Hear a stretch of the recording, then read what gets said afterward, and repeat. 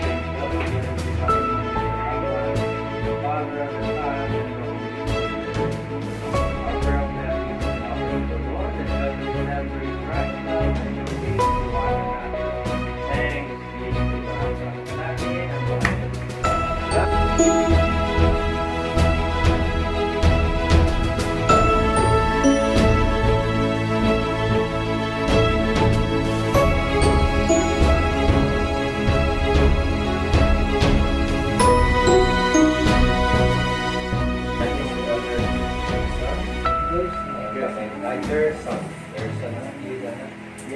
Llanera. The Lord be with you and with your spirit. Let us pray. God of creation, we offer you grateful praise for the gift of life. Hear the prayers of your servant Jerson Llanera, who recalls today the day of his birth and rejoices in the peace of life and love, family and friends.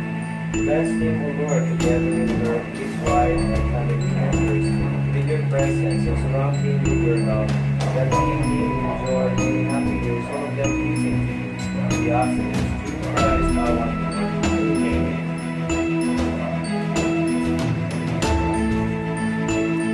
The Lord be with you, so we Almighty God bless you and give you the Father, the Son, and the Holy Spirit.